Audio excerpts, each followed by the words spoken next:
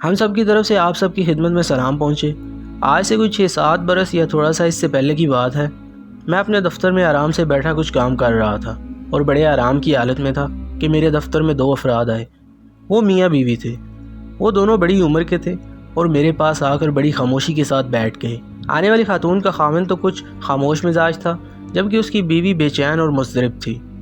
وہ کہنے لگی میرا بیٹا 9ویں جماعت میں پڑھتا ہے۔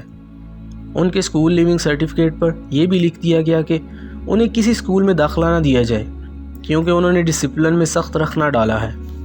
ان میاں بیوی نے مجھے کہا کہ ہم آپ کے پاس حاضر ہوئے ہیں کہ آپ ان پرنسپل صاحب سے سفارش کریں کہ وہ مہربانی سے پیش آئیں اور انہیں دوبارہ اسکول آنے کی اجازت مرحمت فرمائیں۔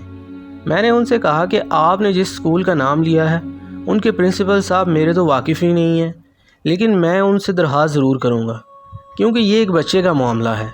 میں نے ڈرتے ڈرتے اپنے دفتر سے ہی انہیں ٹیلی فون کیا اور انہیں ان کی خدمت میں حاضر ہونے کا کہا۔ وہ کہنے لگا اوہ آپ اشفاق صاحب بول رہے ہیں، ہم تو آپ کے بڑے فین ہیں۔ اب مجھے کچھ حوصلہ ہوا کہ کام بن جائے گا۔ میں نے کہا کہ جی میں کب آپ کی خدمت میں حاضر ہو سکتا ہوں، آپ سے ایک چھوٹا سا کام ہے۔ وہ کہنے لگا کہ نہیں یہ تو ہمارا پریویلیج ہے اور ہمارے لیے بڑی سعادت کی بات ہے۔ اگر آپ ہمیں اجازت دیں تو میرے ساتھ اور بھی 2-3 ٹیچرز آپ کی خدمت میں حاضر ہونا چاہتے ہیں۔ میں نے کہا کہ نہیں جناب، مجھے آپ سے کام ہے اور آپ مجھے ہی آنے دیجئے۔ میں نے انہیں ایک واقعہ سنایا کہ بڑی دیر کی بات ہے، یہاں لالا بھیم سنگھ سچر ہوتے تھے۔ وہ چیف منسٹر پنجاب تھے اور ان دنوں رات کے وقت ویر بھارت اخبار میں تربیت لیا کرتے تھے اور میں رات کو لالا نارنگ چند ناز کی خدمت میں جا کر وہ تربیت حاصل کیا کرتا تھا۔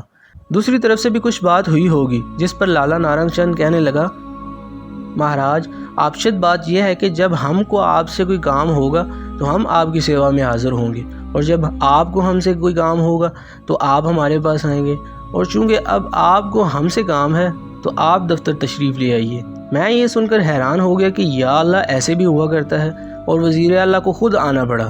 میں نے پرنسپل کو یہ واقعہ سنا کر کہا کہ اب چونکہ مجھے آپ سے کام ہے لہٰذا میں آپ کی خدمت میں حاضر ہوں گا۔ وہ کہنے لگے آپ بالکل تشریف لائیے، مل کر چائے پئیں گے۔ میں نے بچے کا نام دام لے کر اور ان سے دعا کرنے کا وعدہ لے کر انہیں رخصت کیا۔ اگلے دن میں پرنسپل صاحب کے حضور حاضر ہوا۔ وہاں ان کے پاس اور کئی استاد بھی بیٹھے تھے۔ وہاں میرے ڈراموں کی بات ہوتی رہی، ادھر ادھر کی بھی باتیں ہوئیں، اور میں دبکا بیٹھا اس بات کا انتظار کرتا رہا کہ جیسے ہی موقع ملے اپنے آنے کا مقصد عرض کروں۔ جب ذرا خاموشی ہوئی تو میں نے انہیں کہا کہ میں جس مقصد کے لیے آپ کی خدمت میں حاضر ہونا چاہتا تھا میں اس کا اظہار کرتے ہوئے آپ سے تھوڑا ڈرتا ہوں، لیکن میں اظہار ضرور کروں گا کیونکہ یہ بچوں کے مستقبل کا معاملہ ہے۔ اور ساری بات سنائی اور ان کے سخت حکم سے انہیں آگاہ کیا۔ انہوں نے میری بات سن کر کہا کہ اشفاق صاحب وہ جو فیصلہ کر چکے وہ کر چکے، آپ واپس نہیں لیں گے، اور آپ سے بھی توقع رکھتے ہیں کہ اس کی حمایت کریں اور عمل کریں۔ میں نے کہا دیکھیے وہ بچہ ہے اور وہ بہت شرمندہ ہے، اور میں سمجھتا ہوں کہ جو دوسرا بچہ جس کے ساتھ اس نے جھگڑا کیا وہ بھی اپنی جگہ شرمندہ ہوگا، آپ ان کو معاف کر دیں۔ انہوں نے کہا نہیں اشفاق صاحب یہ اصول کی بات ہے۔ میں نے کہا دیکھیے کبھی کبھی اصول چھوڑ بھی دیتے ہیں۔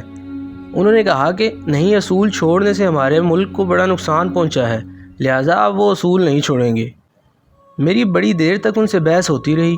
وہاں موجود ان کے دوسرے ٹیچرز بھی کہنے لگے کہ اشفاق صاحب آپ تو رائٹر ہیں، آپ کو تو اصول توڑنے پر مصر نہیں ہونا چاہیے۔ میں نے ان سے کہا کہ آپ سب ٹھیک ہیں اور آپ کی ذمہ داریاں ہیں، لیکن اصول کی بھی کچھ سطحیں ہوتی ہیں۔ لیکن انہوں نے کہا کہ ہم اصولوں پر سمجھوتہ نہیں کر سکتے۔ جب انہوں نے 2 مرتبہ یہی بات دہرائی تو میں نے کہا کہ جی یہ فقرہ تو سیاستدان بولتے ہیں، آپ تو استاد ہیں، اور استاد کے منہ سے یہ فقرہ مجھے تو کچھ اچھا نہیں لگتا۔ اس پر وہ کہنے لگے کہ آپ کا کیا مطلب ہے اس بات کا، کیا اصولوں کے ساتھ سمجھوتہ کر لیا جائے؟ میں نے کہا کہ میں یہ بھی نہیں کہتا، لیکن اتنا سخت ہونے کا بھی میں اعلان نہیں کر سکتا جیسا کہ آپ کر رہے ہیں۔ وہ کہنے لگے ہرگز وہ اپنے اصول نہیں توڑیں گے۔ جب وہاں کچھ تلخی بڑھ گئی لیکن مہذب پن اب بھی قائم تھا۔ وہ کہنے لگے کہ دیکھیے کہ آپ یہ کیسے کہہ سکتے ہیں کہ اصول توڑ دیے جائیں، اتنا بڑا انسٹیٹیوشن جو ہم نے بنایا ہے تو کیا یہ اصولوں قاعدوں کے بغیر ہی چلے گا؟ میں نے کہا کہ سر اگر آپ بہت زیادہ اصولوں کو ماننے لگے اور بہت زیادہ اصولوں پر کاربند ہو گئے تو زیادہ سے زیادہ آپ ابلیس کے لیول تک جا سکتے ہیں، اس سے اوپر تو نہیں جا سکتے، کیونکہ ابلیس نے ڈکلیئر کیا تھا کہ میں اصول پر قائم رہوں گا۔ اللہ سے اس نے یہی کہا تھا کہ اے اللہ تعالیٰ، میں اصولوں پر سمجھوتا نہیں کر سکتا۔ اس پر اسے اللہ نے کہا کہ تو دفع ہو جا اور یہاں سے نکل جا۔ وہ کہنے لگے کہ کیا پھر اصولوں کو چھوڑ دینا چاہیے؟ میں نے کہا کہ پرنسپل صاحب، اصول کو نہیں ماننا چاہیے، اصول ساز کو ماننا چاہیے۔ جب وہ کہہ دے کہ آج سے تمہارا قبلہ یہ نہیں ہے، دوسری طرف منہ کر لو، تو اس حکم پر نماز پڑھتے پڑھتے گھوم جانا چاہیے۔ میری اس بات پر کہنے لگے نہیں، وہ ابلیس کی بات اور تھی۔ میں نے کہا دیکھیے، آپ ان بچوں کو معاف کر دیں، معاف کرنا ایک کمال کا عمل ہے۔ کہنے لگے ہم ان کو کیسے معاف کر دیں؟ میں نے کہا کہ جیسے آپ نے انہیں سزا دی تھی ویسے ہی معاف کر دیں، اور جیسے انہوں نے پریئر کے وقت لڑائی کر کے سزا لی تھی، آپ ایسے ہی وقت انہیں حاضر کریں اور بچوں کے سامنے کہیں کہ میں نے انہیں سزا دی تھی، آپ یہ اپنے کیے کی معافی مانگتے ہیں اور شرمندہ ہیں، اب ہم ان کو معاف کرتے ہیں۔ کہنے لگے نہیں، ایسا نہیں ہو سکتا۔ میں نے کہا سر، آپ ان کے استاد ہیں، آپ ان کو اصولوں کی تعلیم دیں گے، آپ ان کو زندگی بسر کرنے کے طریق بتائیں گے، آپ ان کو ریجڈ رہنے کا اصول بھی سکھائیں گے، معاف کرنے کا اصول بھی آپ ہی بتائیں گے، میں یا ان کے والدین تو نہیں بتا سکتے، یہ کام تو استاد ہی بتائے گا۔ میں نے کہا دیکھیے، اگر یہ بچہ کسی طرح سے آپ کے ہاتھ سے نکل کر بیرون ملک چلا گیا، وہاں جا کر اس نے تعلیم حاصل کر لی اور یہاں آ کر CSS کا امتحان پاس کر کے شیخو پورہ یا کوہاٹ کا ڈپٹی کمشنر لگ گیا، اور اسے تو معاف کرنا آتا ہی نہیں ہوگا اور کسی نے سکھایا ہی نہیں ہوگا، تو پھر اب وہ کیا کرے گا اور انسانیت کو معاف کیسے کرے گا؟ وہ کہنے لگے اشفاق صاحب، آپ کی دلیل تو ٹھیک ہے، لیکن ہم ایسا کر نہیں سکتے۔ میں نے کہا کہ آپ ان کی تعلیم و تربیت کیسے کرتے ہیں؟ وہ ایک استاد کی طرف اشارہ کر کے کہنے لگے کہ آپ اشفاق صاحب کو بتائیں۔ وہ ماسٹر صاحب بتانے لگے کہ ہماری 8ویں جماعت کی کتاب میں معاف کرنے کا فلاں فلاں واقعہ ہے۔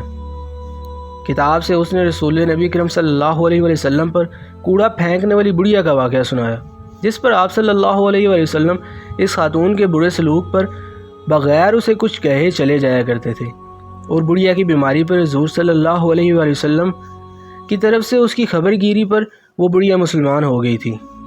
میں نے کہا سر، یہ تو آپ نے چلیں پڑھا دیا، آپ نے بچوں کو پریکٹیکل کب اور کہاں کرایا کہ بچوں جو معافی حضور اکرم صلی اللہ علیہ وسلم نے اس بڑھیا کو دی ہے وہ اس طرح سے تھی؟ وہ استاد کہنے لگے کہ جناب، ہم تو بچوں کو صرف کتابی علم ہی دیتے ہیں، عملی نہیں۔ وہ پرنسپل تب تو میری بات نہ مانے، لیکن اللہ کا شکر کہ انہوں نے گھر جا کر کچھ سوچا اور تیسرے دن مجھے فون کیا اور کہا کہ آپ کی باتیں ٹھیک تھیں، لیکن میری تربیت ایسی نہیں ہے۔ میں نے کہا کہ جی، میں آپ کا احترام کرتا ہوں اور یہ بڑی خوشی کا مقام ہے کہ آپ انہیں معاف کر رہے ہیں۔ وہ مجھے کہنے لگے کہ اس معافی اور اس بارے دلائل دینے کی بات آپ کے ذہن میں کیسے آئی؟ تو میں نے ان سے کہا کہ جی، یہ باتیں یا خیال میرے ذہن سے نہیں نکلا اور یہ میری بات نہیں ہے۔ ایک دفعہ میرا تھائرائڈ گلینڈ بڑھ گیا تھا، تو سرجن نے کہا کہ اگر اسے چیرا دے کر نہ نکالا گیا تو یہ خطرناک صورتحال اختیار کر سکتا ہے۔ تو جب میں سرجری کرانے کے لیے آپریشن تھیٹر میں لیٹا تو وہاں ایک نرس تھی جو بڑی اچھی، پیاری اور ذہین تھی۔ اس کا نام فرخندہ تھا، معلوم نہیں اب کہاں ہوگی۔ وہ مجھ سے باتیں کرنے لگی۔ جب مجھے بے ہوش کرنے کی ڈوز دی جا رہی تھی تو بجائے اس کے کہ وہ دوسری نرسوں کی طرح 1 2 3 4 5 کی گنتی شروع کر دیتی، اس نے مجھ سے میرے پروفیشن کے بارے میں بات چیت شروع کر دی۔ مجھے اتنا یاد ہے کہ میں نے اسے کہا کہ تو بڑی چالاک ہے، اور میں گیا۔ جب میں آپریٹ ہونے کے بعد ہوش میں آیا تو میں نے اس سے کہا فرخندہ، تو مجھے یہ بتا کہ تیرا کتنا تجربہ ہے؟ اس نے کہا کہ بحیثیت ایک نرس مجھے کوئی 9 سال ہو گئے ہیں۔ میں نے کہا کہ تو نے بڑے عجیب و غریب مریضوں کو اپنے ہاتھوں بے ہوش کیا ہوگا اور ڈیل کیا ہوگا۔ کہنے لگی کہ اشفاق صاحب، میں نے یہاں آ کر یہ سیکھا ہے اور میری زندگی نے مجھے سکھایا ہے کہ زندگی اور موت کے درمیان کوئی خاص فرق نہیں ہے۔ ایک راستے سے بندہ آتا ہے، وہ کھڑا ہو کر کیمرے کو فیس کرتا ہے اور ایک بڑے اچھے بنے ہوئے راستے سے گزر جاتا ہے۔ میں نے کہا کہ اس بات کو تسلیم کرنے کا ہمارا حوصلہ نہیں پڑتا۔ اس نے کہا کہ میرے ہاتھوں سے بہت سارے آدمی ایسے گزرے ہیں اور وہ ایک خاص سٹیج پر یا مرحلے پر آ کر بڑے خوش و خرم اور پرسکون ہو جاتے ہیں۔ صرف ایک مریضہ ایسی آئی جو کہ مشکل میں مبتلا تھی۔ وہ ایسی مریضہ تھی جس نے اپنی بہن کے ساتھ کوئی زیادتی کی تھی۔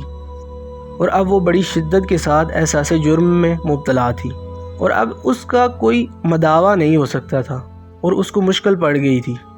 فرخندہ کہنے لگی کہ میں نے اس خاتون کی کیفیت سے یہ نتیجہ نکالا کہ انسان زندگی میں خدا کا گناہ کرے، شوق سے کرے، کوئی بات نہیں، بندے کا گناہ کبھی بھی نہ کرے، کیونکہ خدا کے کسی حکم کی عدولی کی معافی زندگی کے کسی مقام پر بھی مانگی جا سکتی ہے، لیکن بندے کے ساتھ کیا گیا گناہ صرف بندہ ہی معاف کر سکتا ہے۔ خدا تعالیٰ نے یہ اختیار بندے کو بھی دیا ہے کہ آیا وہ اسے معاف کرے یا نہ کرے۔ اب وہ مریضہ کو روک یہی تھا کہ وہ اپنی بہن سے اس جرم کی معافی نہیں مانگ سکتی تھی، جو جرم اس نے اپنی بہن کا دل دکھا کر یا اسے پریشان کر کے یا کسی اور طریقے سے کیا تھا۔ اس کی بہن موجود نہیں تھی اور وہ معافی بھی نہیں مانگ سکتی تھی۔ اب اس کا مسئلہ یہی تھا، اللہ تو رحیم و کریم ہے، معافی مانگنے سے یا معافی نہ مانگنے پر بھی اپنی رحمت سے کسی انسان کی کوتاہی غلطی معاف کر سکتا ہے، اور یہ اختیار وہ رکھتا ہے، لیکن خدا فرماتا ہے کہ وہ ایسا کوئی گناہ یا غلطی معاف نہیں کرے گا جو اختیار کسی انسان کو اس نے دے رکھا ہے، اور کسی انسان کا دینے دار خدا سے معافی مانگ کر جان خلاصی نہیں کرا سکتا۔ اس طرح والدین کے ساتھ حسن سلوک کی سختی سے ہدایت کی گئی ہے۔ حکم ہے کہ ان کے آگے اف نہ کرو، لیکن ہم آئے روز ایسی خبریں پڑھتے ہیں کہ بیٹے نے بوڑھے باپ یا ماں کے ساتھ بدسلوکی کی یا زمین کی خاطر بھائی کو مار ڈالا۔ اس طرح کی تکلیف دہ خبریں ہم عموماً پڑھتے ہیں۔ اب یہ ماں باپ ہوتے ہیں جو نہیں چاہتے کہ ان کا بیٹا یا اولاد نافرمان ہو اور دوزخ کا بالن یعنی ایندھن بن جائے، اور وہ پھر بھی دعائیں ہی دیتے ہیں، اور اگر ذرا سی تکلیف پہنچے تو ان کا کلیجہ منہ میں آ جاتا ہے۔ میں نے آج تک کسی ماں کو اپنے بیٹے کو بد دعا دیتے نہیں سنا۔ ایسی صلہ رحمی کی ضرورت ہے، برداشت کرنے کی بات ہے۔ کہا جاتا ہے کہ یہ مذہبی منافرت کی وجہ سے واقعہ رونما ہوا۔ مذہب تو کسی قتل و غارت کی اجازت نہیں دیتا۔ دنیا کے کسی مذہب نے کہا کہ کسی بے گناہ کو یا کسی شخص کو قتل کر دو جو آپ کے دین پر نہیں ہے۔ دین تو کہتا ہے کہ خود اتنے اچھے بن جاؤ کہ دوسرے مذاہب کے لوگ آپ کے مذہب کو پسند کرنا شروع کر دیں۔ بات عمل کی ہے۔ اگر ہم نے اپنے اندر سے احساس جرم ختم کرنا ہے، محبتوں کے پھول بانٹنے ہیں، تو برداشت کا مادہ پیدا کرنا ہوگا، تعصب اور حسد ختم کرنا ہوگا، بے موقع بے وجہ تنقید بند کرنا ہوگی۔ لیکن ہمیں تو سکھایا ہی کرٹیسزم گیا ہے، اور تنقید کرنے پر ڈگری بھی ملتی ہے۔ بچوں، میں امید کرتا ہوں کہ آج کے بعد میں بھی خود کو صلہ رحمی کی جانب ڈھالنے کی کوشش کروں گا، اور ایسے سخت اصولوں پر کاربند نہیں ہوں گا جو ابلیس کے اصولوں تک لے جاتے ہوں، اور آپ بھی خود میں ضرور مثبت تبدیلی پیدا کریں گے، اور آپ تو پہلے بھی ایسی کوشش کرتے رہے ہوں گے اور اس میں کامیاب بھی رہے ہوں گے۔ البتہ میں نہیں ہو سکا، لیکن میں کوشش ضرور کروں گا۔ اللہ آپ کو آسانیاں عطا فرمائے اور آسانیاں تقسیم کرنے کا شرف عطا فرمائے۔ اللہ حافظ۔